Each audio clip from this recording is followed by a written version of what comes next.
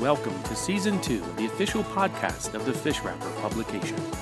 Our goal is to bring you story content to inspire, encourage, and uplift the soul. It's our hope you find these stories refreshing, thought-provoking, and motivating as you face the challenges of everyday life. So turn us up and tune your ears, and let's get started by jumping right into the story.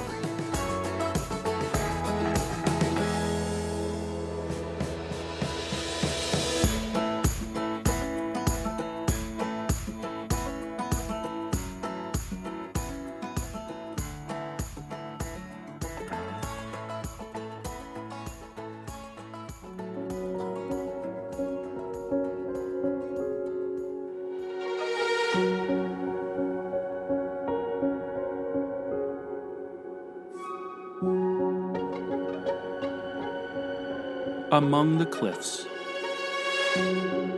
by Charles Egbert Craddock. Read by Stephen Fiddler. It was a critical moment. There was a stir other than that of the wind among the pine needles and dry leaves that carpeted the ground. The weary wild turkeys lifted their long necks with that peculiar cry of half-doubted surprise so familiar to a sportsman. Then all was still for an instant. The world was steeped in the noontide sunlight. The mountain air tasted of the fresh sylvan fragrance that pervaded the forest. The foliage blazed with the red and gold of autumn. The distant Chilliwacky heights were delicately blue. That instant's doubt sealed the doom of one of the flock. As the turkeys stood in momentary suspense, the sunlight gilded their bronze feathers to a brighter sheen. There was a moment in the dense undergrowth. The flocks took suddenly to wing. A flash from among the leaves, the sharp crack of a rifle, and one of the birds fell heavily over the bluff and down toward the valley. The young mountaineer's exclamation of triumph died in his throat. He came running to the verge of the crag and looked down ruefully into the depths where his game had disappeared. "Well, sir," he broke forth pathetically, "this beats my time, if my luck ain't enough to make a horse laugh." He did not laugh, however. The cliff was almost perpendicular. At the depth of 20 feet a narrow ledge projected, but thence there was a sheer descent. Down, down, down, to the tops of the trees in the valley far below. As Ethan Tynes looked wistfully over the precipice, he started with a sudden surprise. There, on the narrow ledge, lay the dead turkey. The sight sharpened Ethan's regrets. He had made a good shot, and he hated to relinquish his game. While he gazed in dismayed meditation, an idea began to kindle in his brain. Why could he not let himself down to the ledge by those long, strong vines that hung over the edge of the cliff? It was risky, Ethan knew, terribly risky. But then, if only the vines were strong. He tried them again and again with all his might, selected several of the largest, grasped them hard and fast, and then slipped lightly off the crag. He waited motionless for a moment. His movements had dislodged clogs of earth and fragments of rock from the verge of the cliff, and until these had ceased to rattle about his head and shoulders, he did not begin his downward journey. Now and then, as he went, he heard the snapping of twigs, and again a branch would break. But the vines which supported him were tough and strong to the last. Almost before he knew it, he stood upon the ledge, and with a great sigh of relief, he let the vines swing loose. "Well, that wasn't such a mighty job." He walked deftly along the ledge, picked up the bird, and tied it to one of the vines with a string which he took from his pocket, intending to draw it up when he should be once more on the top of the crag. These preparations complete, he began to think of going back. He caught the vines on which he had made the descent, but before he had fairly left the ledge, he felt that they were giving way. He paused, let himself slip back to a secure foothold, and tried their strength by pulling with all his force. Down came the whole mass into his hands. The friction against the sharp edges of the rock over which they had been stretched with a strong tension had worn them through. His first emotion was one of intense thankfulness that they had fallen while he was on the ledge instead of midway in his precarious ascent. If they had come down while I was going up, I'd have been flung down to the bottom of the valley. He glanced down at the somber depths beneath. There wouldn't have been enough left of me to pick up on a shovel, he exclaimed, with a tardy realization of his foolish recklessness. The next moment of mortal terror seized him. What was to be his fate? To regain the top of the cliff by his own exertions was an impossibility. He cast his despairing eyes upon the ascent, as sheer and as smooth as a wall, without a crevice which might afford a foothold or a shrub to which he might cling. His strong head was whirling as he again glanced downward to the unmeasurable abyss beneath. He softly let himself sink into a sitting posture, his heels dangling over the frightful depths, and addressed himself resolutely to the consideration of the terrible danger in which he was placed. Taken at its best, how long was it to last? Could he look to any human being for deliverance? He reflected with growing dismay that the place was far from any dwelling. There was no errand that could bring a man to this most unfrequented portion of the deep woods. It was quite possible, probable in fact, that years might elapse before the forest solitude would again be broken by human presence. His brothers would search for him when he should be missed from home. But such boundless stretches of forest? They might search for weeks and never come near this spot. He would die here. He would starve. No, he would grow drowsy when exhaustion, and then fall. He was beginning to feel the morbid fascination that sometimes seizes upon those who stand on great heights, an overwhelming impulse to plunge downward. His only salvation was to look up. He would look up to the sky. And what were these words he was beginning to faintly remember? Had the pastor not said in his last sermon that not even a sparrow falls to the ground unmarked of God? There was a definite strength in his suggestion. He felt less lonely as he stared resolutely at the big blue sky. There came into his heart a sense of encouragement, of hope. He would keep up as long and as bravely as he could, and if the worst should come, was he indeed so solitary? He would hold in remembrance the sparrow's fall.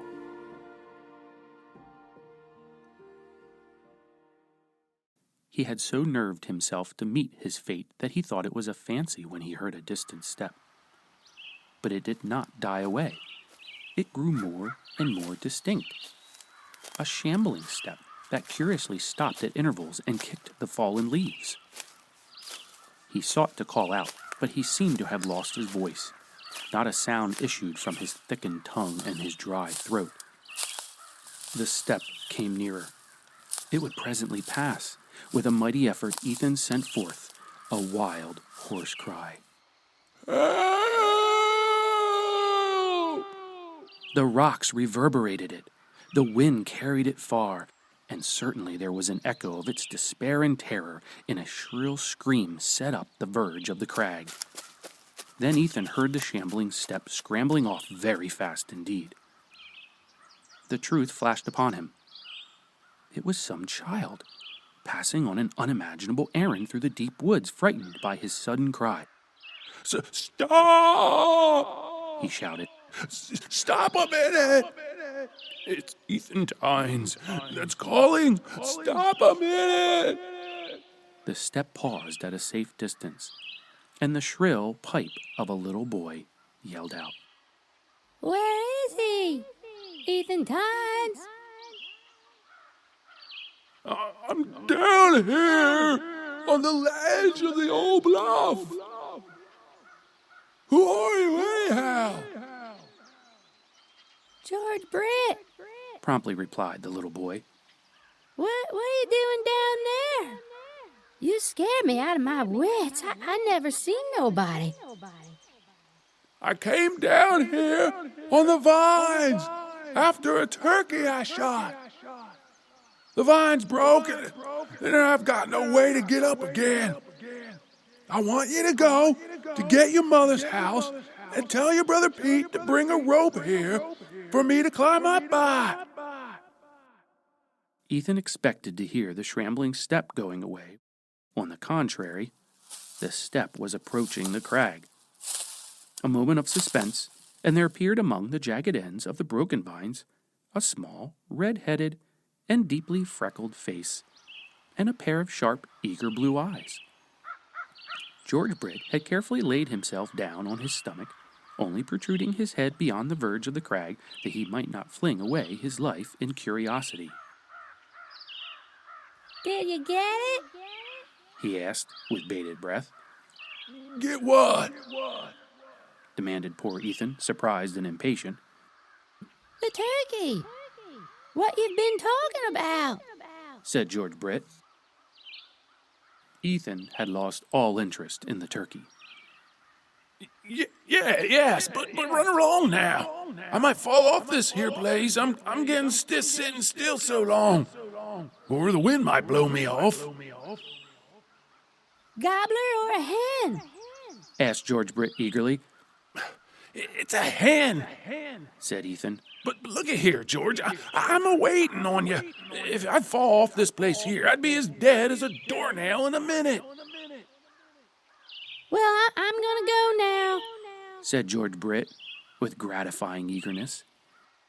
He raised himself from his sprawling position, and Ethan heard him shambling off, kicking every now and then at the fallen leaves as he went. Presently, however, he turned and walked back nearly to the brink of the cliff.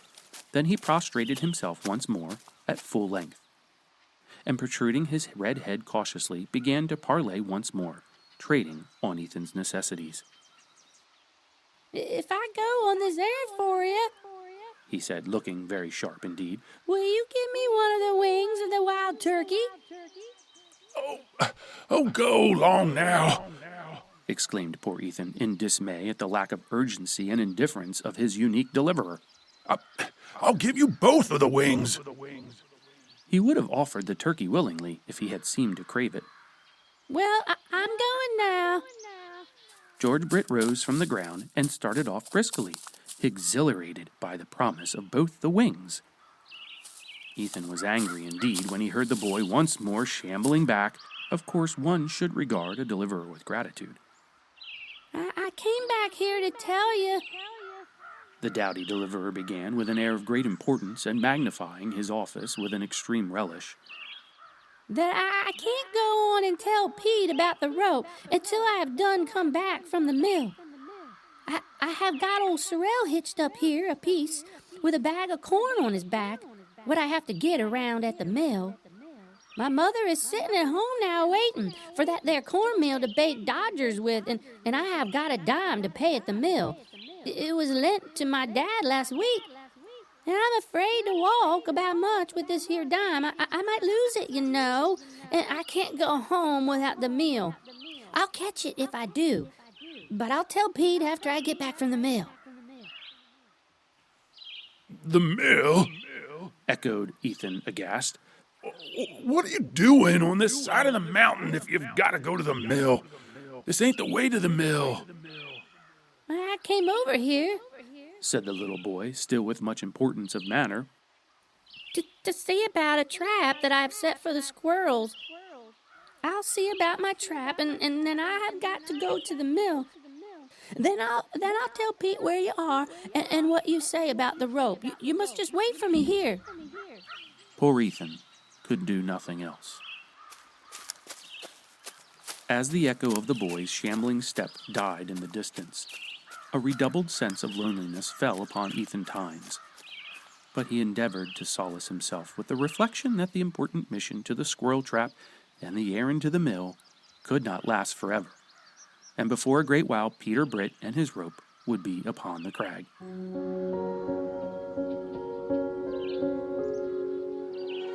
This idea buoyed him up as the hours crept slowly by. Now and then he lifted his head and listened with painful intentness. He felt stiff in every muscle, and yet he had a dread of making an effort to change his concentrated position. He might lose control of his rigid limbs and fall into those dreaded depths beneath. His patience at last began to give way. His heart was sinking. Where was his messenger? Why did Pete not come?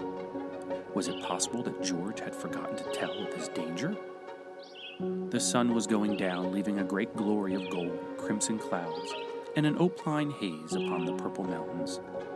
The last rays fell on the bronze feathers of the turkey still lying tied to the broken vines on the ledge. And now there were only frowning masses of dark clouds in the west, and there were frowning masses of clouds overhead.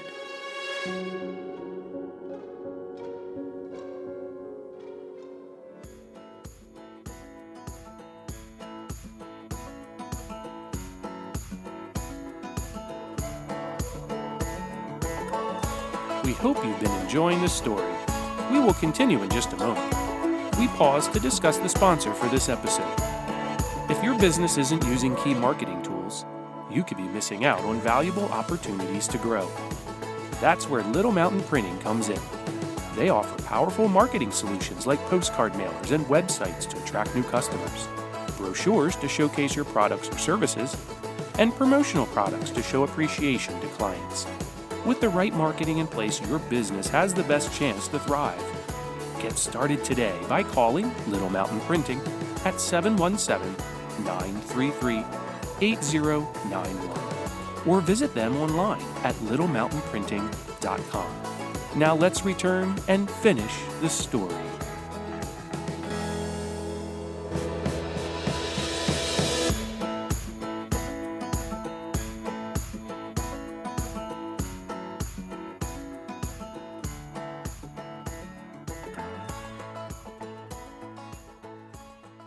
The shadow of the coming night had fallen upon the autumn foliage in the deep valley. In place of the opaline haze was a great mist. And now came, sweeping along between the parallel mountain ranges, a somber rain cloud. Ethan could hear the heavy drops splashing on the treetops in the valley, long before he felt them on his head. The roll of thunder sounded among the crags.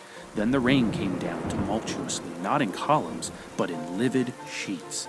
The lightnings rent the sky, showing, as it seemed to him, glimpses of the glorious brightness within, too bright for human eyes. He clung desperately to his perilous perch. Now and then a fierce rush of wind almost tore him from it. Strange fancies beset him.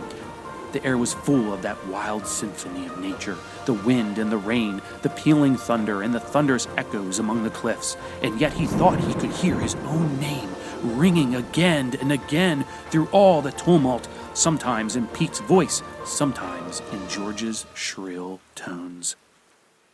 He became vaguely aware after a time that the rain had ceased and the moon was beginning to shine through the rifts in the clouds. The wind continued unabated. But curiously enough, he could not hear it now. He could hear nothing. He could think of nothing. His consciousness was beginning to fail. George Britt had indeed forgotten him. Forgotten even the promised wings. Not that he had discovered anything so extraordinarily in his trap, for his trap was empty. But when he reached the mill, he found that the miller had killed a bear and captured a cub. And the orphan, kept in a small cage, had deeply absorbed George Britt's attention.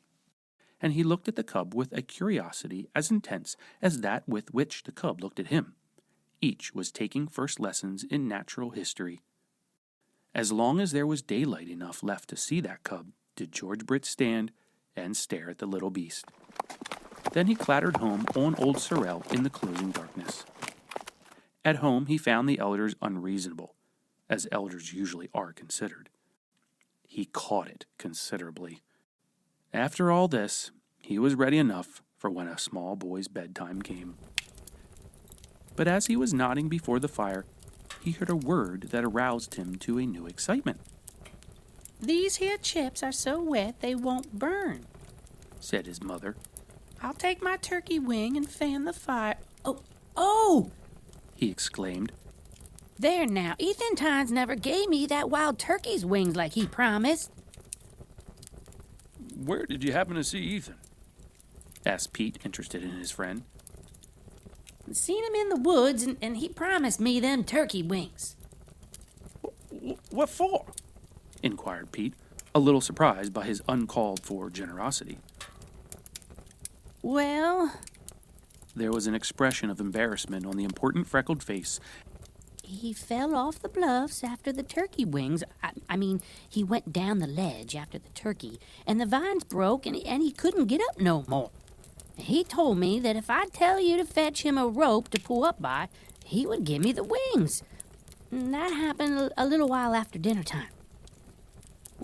Well, who got him a rope to pull up by? Demanded Pete. There was again on the important face that indescribable shape of embarrassment. Well... The youngster balanced his word judiciously. I forgot about the turkey wings till this moment. I reckon he's still there. Maybe this here wind and rain have beat him off the ledge, exclaimed Pete, appalled and rising hastily.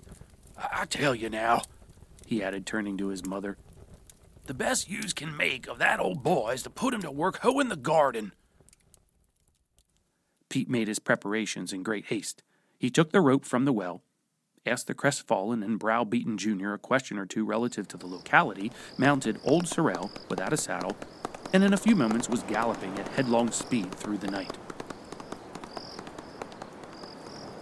The rain was over by the time he had reached the sulphur spring to which George had directed him. But the wind was still high, and the broken clouds were driving fast across the face of the moon. When he had hitched his horse to a tree and set out on foot to find the cliff, the moonbeams, though brilliant, were so intermittent that his progress was fitful and necessarily cautious. The moonlight was brilliant and steady. When he reached the verge of the crag, he identified the spot by the mass of the broken vines, and more indubitably by Ethan's rifle lying upon the ground just at his feet. He called, but received no response. Ethan fell off, sure enough, he asked himself in great dismay and alarm. Then he shouted again and again, and last there came an answer, as though the speaker had just awakened. He tied one end of the cord around the trunk of a tree, knotted it at intervals, and flung it over the bluff. At first Ethan was almost afraid to stir. He slowly put forth his hand and grasped the rope. Then, his heart beating tumultuously, he rose to his feet. He stood still for an instant to steady himself and get his breath. Nerving himself for a strong effort, he began the ascent, hand over hand, up and up and up, till once more he stood upon the crest of the crag. And now that all danger was over, Pete was disposed to scold. I'm a-thinking, said Pete severely, there isn't a critter on this here mountain, from a bear to a copperhead, that could have gotten in such a fix except ye, Ethan Tynes. And Ethan was silent. What's this thing here at the end of the rope? Asked Pete as he began to draw up cord and felt a weight still suspended. It are the turkey, said Ethan meekly. I tied her to the end of the rope before I came up. Well, sir, exclaimed Pete in indignant surprise. And George, for duty performed, was remunerated with 2 wings, although it still remains a question in the mind of Ethan whether or not he deserved them. The end.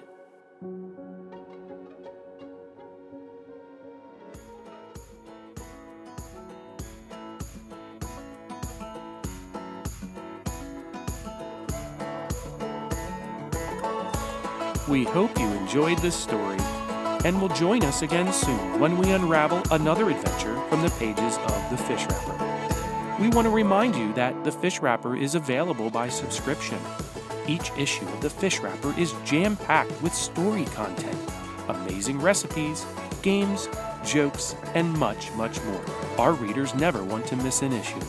And you can order yours today by visiting thefishwrapperonline.com or by calling 717-400-FISH. That number again is 717-400-FISH. 400 fish. We encourage you to like and subscribe to this podcast, ensuring that you never miss a new episode. See you again soon, and may our Lord and Savior Jesus Christ guide you.